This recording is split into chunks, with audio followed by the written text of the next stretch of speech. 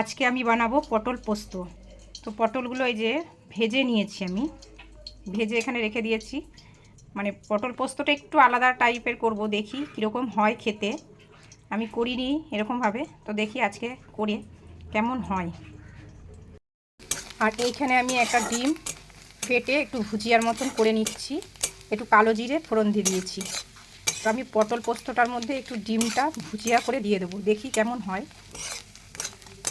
শুধু পটল পোস্ত নয়, তার সঙ্গে একটু ডিম দিয়ে দিচ্ছি। তো ডিমটা আমার হয়ে গেছে ভাজাটা। এবার আমি পোস্তটা দিয়ে দেব। তো এবার আমি পোস্তটা দিয়ে দেব।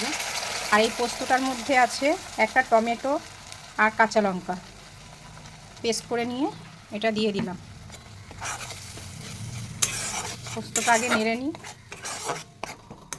কারণ পটল আমি আগেই ভেজে রেখেছি, ওর জন্য পটলটা আমি পরে দেব। এবার আমি নুন দিয়ে দেব, অল্প করে দিলাম, লাগলে আবার দেব। আর সামান্য হলুদ দেব, হলুদ বেশি দেব না, সামান্য হলুদ দিয়ে দিয়েছি। এবার এটা নেড়ে ভালো করে নেড়ে ছেড়ে তারপরে আমি পটলগুলো দেব।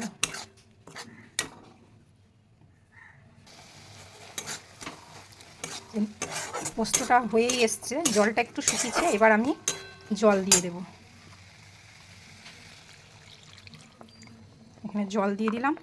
এটা ফুটে উঠলে তারপর আমি পটলগুলো দিয়ে দেবো।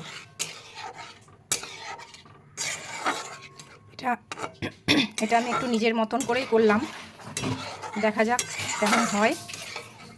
কারোর কাছ থেকে আমি দেখিনি, এটা নিজেই করলাম, নিজের মতন করেই করলাম। এই দেখো এবার ফুটে উঠেছে ঝোলটা। এবার আমি পটলগুলো সব দিয়ে দেব। এবার সব পটলগুলো আমি দিয়ে দিলাম। নামাবার আগে একটু মিষ্টি দিয়ে দেব, অল্প একটু সামান্য চিনি দিয়ে দেবো, তাহলেই হয়ে যাবে। এটা এবার ঢাকা দিয়ে দেবো, একটু সিদ্ধ হয়ে যাক। তো এবার আমি একটু চিনি দিয়ে দিচ্ছি, ঢাকনা খুলে নেড়ে এই যে একটু চিনি দিয়ে দিলাম। তো প্রায় হয়ে এসছে, একটুখানি শুকালেই আমি নামিয়ে দেব।